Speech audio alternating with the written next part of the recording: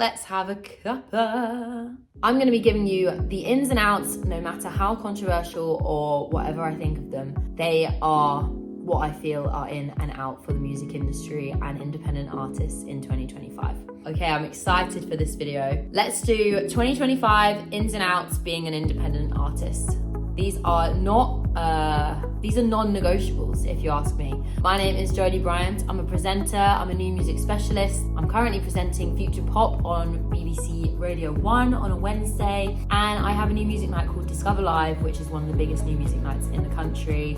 We've helped launch a load of artists' careers. We've had artists like Catty, Nadia, Bear and Olivia, Lily Knott, so many.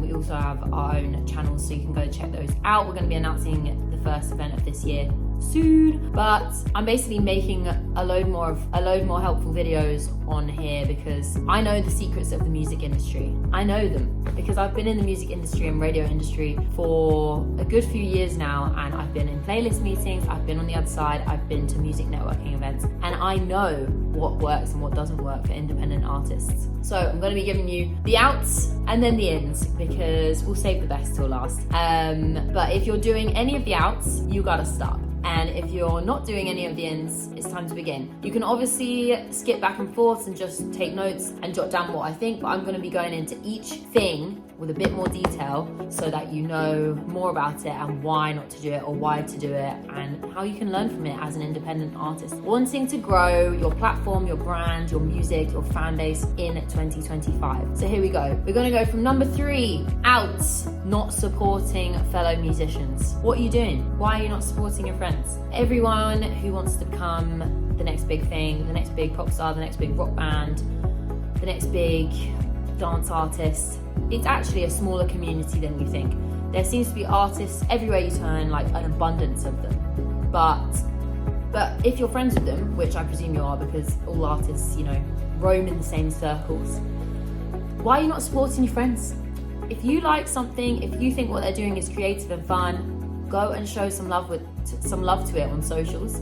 I have had this as a presenter, it's hard when your friends don't engage with your content, and when you're starting out, it does really help. So it is really appreciated. So if you're friends with an artist who's putting a song out, who's putting content out, go and comment and engage with their content. Like on this video, honestly, if you're enjoying this, if you're enjoying any of the content I put out, please subscribe to this channel and leave a comment and say how I've helped you. Team player attitude is what we need. Collaborations are key in building communities.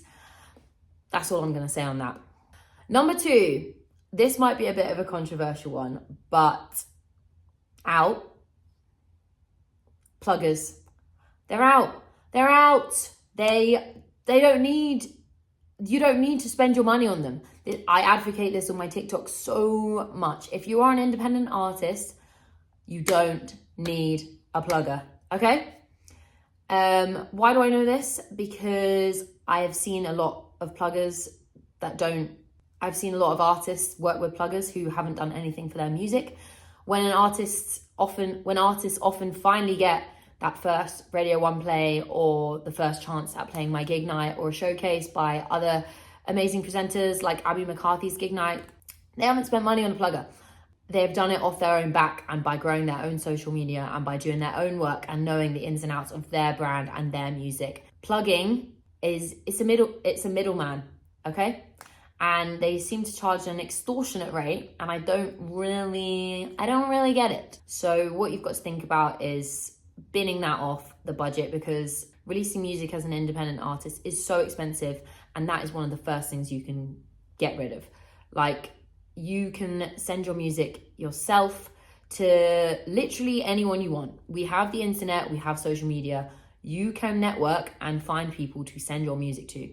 You can send it to radio stations, you can send it to presenters, you can send it to DJs, you can send it to shops that have radio stations, you can send it to people who curate big playlists on Spotify, you can send it to influencers. Need I go on? Like, why are you spending money on someone sending your music to other people? I don't get it. If anyone has any comments on that, I would love to know. But as an independent artist, you don't need that until you're at the next stage where pluggers are important because they need to deliver the music to the big platforms, because that's how that happens. Going on from that and being able to send your music to anyone that you want to, number 1 on outs is blanket emailing. Blanket messages. Like, no one likes them, no one reads them. We don't need them. You don't need to send a blanket message to who you've got it saved in your contacts and you've been sending your music on to for years and years and years, like info@nmemagazine.com. That you don't need to do that. You need to hone down that email list, find some real emails of people that are going to actually reply, build a connection, build a conversation, start a relationship with people. God, I really get so passionate about this. Start building a connection and starting a conversation with people, going to events, getting email addresses in real life. I used to have this notes on, I probably still have it, notes app on I probably still have it on the notes app on my phone. I just wrote email addresses of people that I got on nights out. Not like I loved to network, and it was like handing out your business card. Just get an email, get a few emails, organize some coffees, and then you can personally send your music on to those people and see what they can do with it. And that eliminates the pluggers, so that eliminates spending some money. And you've built a relationship with an important person. And you don't feel the soul-destroying heartbreak that I know comes with sending blanket emails. Because who replies? Who replies? I mean, you might get a few replies, but you're better off sending 10 personalized emails to people in the music industry that you have met with a bit of personality, a bit of extra oomph added into them, rather than a hi all or like hi with no context. Like, here's my new song. No, it's not gonna cut it in 2025. So those are my outs for independent musicians in 2025. Remember, I do know what I'm talking about here, so really get out a notepad and write those down if you haven't. And now we're gonna move on to the ins of 2025. If you are not doing these things, they could really, really help you in your independent artist journey. Okay, we're gonna do 3, 2, 1 again. Number 3, in. As an independent artist, you need to learn Canva. You need to learn CapCut. You need 2 of the apps that you need to learn are Canva and CapCut. I don't understand people who don't know about Canva. You need to know how to make a graphic. You can save so much money. You can make your own artwork and you can make it look really good. Like, I am not an artist, I'm a presenter, but I often make my own graphics. I often make posters, and I think they're all right, you know. And I have made artists artwork before on Canva for them for free, just because I want to help. Because I know it's hard. Like, you want to get it right. You want to make that artwork, you know, give that bit of extra energy to the song. But what you really need to do is you need to learn Canva. I started paying for Canva in COVID, I think, and it's been so worth it. I haven't stopped. I've had a rolling subscription since then. I would recommend it. You can design literally anything. There's pretty much any kind of artwork, framework, stencils, sticker available on there, and you can do so much. So learn that. Also learn CapCut. I mean, I presume you probably have. CapCut is like a better editing version of TikTok. There are templates on there. You can design visualizers with a template that literally is free. You can make it look all cool. Someone else has done all the hard work for you. There's copyright-free music on there. The editing software on CapCut is mad. And if you haven't done it already, get the desktop version. If you have a Mac, the app desktop version, not the website. The website is not good, but the app version on your Mac, unreal, game changing. That's what I edit all of these on. And for a long time, I thought I'm just fine doing it on my phone. Like, I'm quick enough. Like, I'm quick enough with the thumbs, you know, editing skills. But no. It is a game changer doing it on the laptop. Oh, and another thing you've got to learn, as well as CapCut and Canva, is to learn to use social media, not to doom scroll, but for work. So you've got to enjoy learning from social media. So you've got to like start watching videos that explain stuff like this. Stuff like this is really good because you've just got to tune in, get a notepad out and learn. And when I was building my social media following, that is what I had to tune my brain to. I was like, stop watching videos of golden retrievers and and people doing impressions of their dads, even though I love stuff like that. But all my videos ended up being like how to grow on social media, how to create a niche, how to create a brand, blah, blah, blah. And you know, we're now a year on and I've got a manager, I'm working on Radio 1, I've got these followers on TikTok and Instagram. I'm trying to get them on YouTube as well. So if you subscribe, that would be really helpful.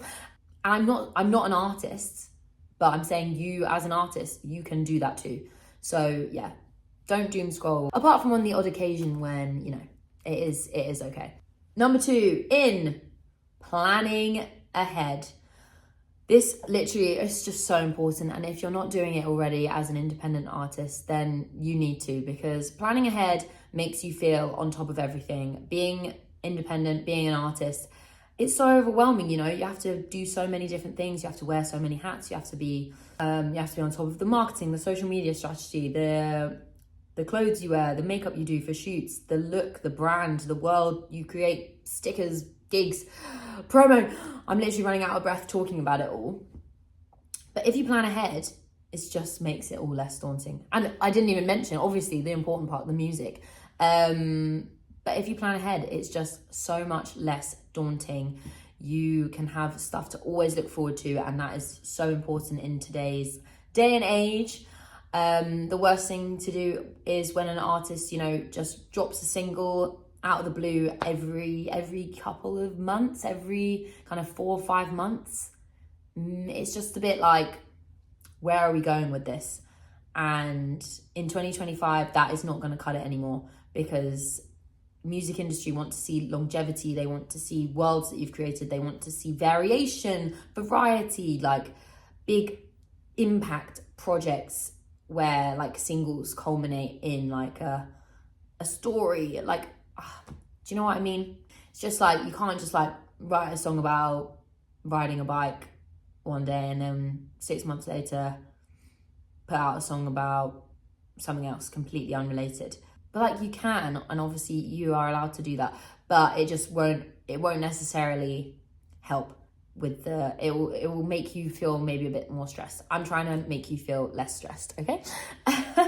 So ins are planning ahead. What's the story here? Like, what do you want to tell this year in 2025? Where do you want that story arc to go? Where do you want it to start? Where do you want it to end? Plan ahead. Get a vision board up on the wall, get a calendar, get a graph, cover your wall in pens, markers, sticky notes. It's all important. It's all gonna help. Finally, number 1, ins of 2025, being an independent artist, nurturing your fans. Now, this is so important. I don't understand people who do not nurture their fans. Even if you have the same 3 people that comment on every single video, you need to reply to them and maybe one day give them a little, leak a little demo to them on SoundCloud, or create some custom merch that's really easy and cheap to make and just send it to them. Because those 3 people are so important to you. And one day they will become 4, one day they'll become 5, 6, 7, 8, 9, the list goes on. And one day you won't be able to reply to all of them, but they'll remember right at the start of the journey that you were there with them, you were on this journey together. It's like what Alessi Rose has done so well. Neve Ella has done it really well as well. Erin LeCount is on her way to doing it because she is currently breaking through, but her engagement with her fans is all so important. They are in this together. You need to nurture and reward your fans with special teasers, leaks of demos, merch, even intimate gigs where you meet them and just do stuff, maybe even add them to your close friends on Instagram, and just then, they are the sole people. I said over a year ago to an artist I was working with that she needed to add her really special fans to her close friends, because I knew that's what another artist I'd done had worked and it had done really well for him.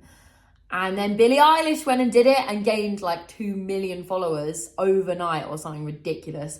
I don't know if that stat is actually correct, but it works. Like, close friends is such a good marketing tool for the core fans. Like, get them in the close friends, get your actual friends out of your close friends, and treat your close friends as a kind of BTS look into your life, what your fans are actually gonna like. I hope this video was helpful, and those are my top 3 outs for 2025 and my top 3 ins for 2025.